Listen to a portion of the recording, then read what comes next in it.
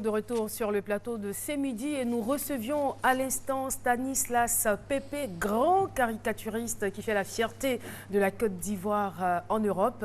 Eh bien, nous restons debout, comme vous l'avez constaté. Vous voulez rester debout jusqu'à la fin de cette émission? Ah, mais vous êtes sympa. C'est quel public, ça? C'est vrai, quand même, on essaie de retrouver le sourire, hein, n'est-ce pas?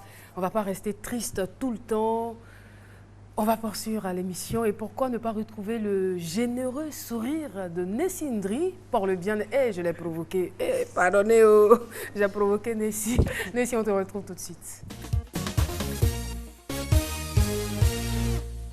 Monsieur Silla, nous sommes encore avec vous aujourd'hui, mais pour parler cette fois-ci de kinésithérapie respiratoire. Alors, qu'est-ce que la kinésithérapie respiratoire? C'est la kiné qui va s'orienter exclusivement sur le poumon.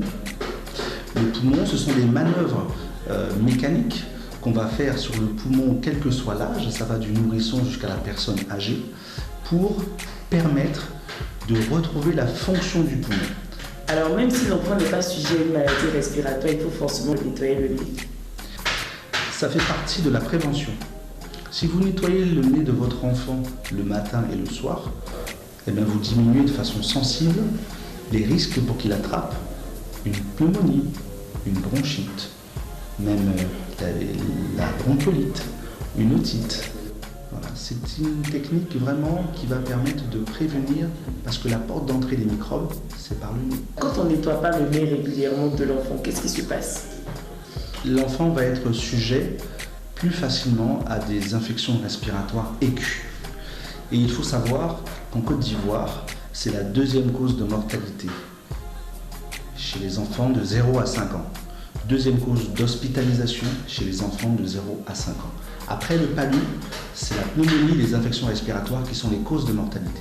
Donc quand une maman lave le nez de son enfant de façon régulière, même quand il n'est pas malade, elle prévient les risques d'infections respiratoires. La raison pour laquelle nous, on a créé une ONG pour justement sensibiliser les mamans, les familles, sur les infections respiratoires aiguës de l'enfant de 0 à 5 ans. C'est un problème de santé publique qu'il ne faut pas négliger. Alors, comment est-ce qu'une maman peut à la maison nettoyer le nez de son enfant? Pour nettoyer le nez de l'enfant, il y a plusieurs techniques. Celle qui est plus communément utilisée, c'est celle où on utilise le sérum physiologique qu'on achète en pharmacie, avec un mouche-bébé, une espèce de poire qui nous permet de purger le nez de l'enfant, d'accord, de telle sorte que les sécrétions coulent de l'autre côté. Donc on remplit le nez de sérum physiologique de l'enfant, on attend que ça coule, et puis on trouve un système avec une poire pour pouvoir aspirer les mucosités. Ça, c'est une technique qui est la plus connue, que le médecin, le pédiatre peut expliquer à la maman. Sauf qu'il y a d'autres techniques. Il y a par exemple une technique qui est très connue des grands-mères, par exemple, qui est aspirer le nez de l'enfant avec la bouche. Et ça, c'est une technique que souvent on rappelle aux mamans pour leur dire, vous savez que les grands-mères, quand elles faisaient cette technique-là, c'était pas pour rien, parce qu'elles savaient que c'était important. Monsieur Silla, comment un patient, soit une grande personne ou un enfant, vient pour une thérapie respiratoire? Qu'est-ce qui se passe concrètement? Concrètement, il faut qu'on sache exactement quelle est la pathologie qui est derrière. Une fois qu'on sait sur l'ordonnance médicale quelle est la pathologie derrière, on fait notre bilan kinésithérapie respiratoire et on va commencer à faire la prise en charge au niveau respiratoire. Et pour les enfants?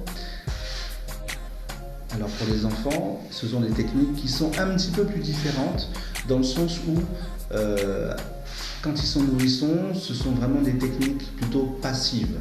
C'est-à-dire, en fait, c'est le kiné qui va imprimer un mouvement au niveau du thorax et appuyer sur le thorax de telle sorte que les sécrétions ressortent au niveau. Voilà. Alors, Nessie? Voilà, donc dire aux mamans que le jeudi à Tékoubé, il y a une grande campagne de sensibilisation pour leur montrer comment est-ce qu'elles doivent prévenir les maladies respiratoires de leurs enfants. Donc, qu'elles se lèvent, les mamans d'Atékoubé, levez-vous massivement et recevez l'ONG Agi qui sera là pour vous.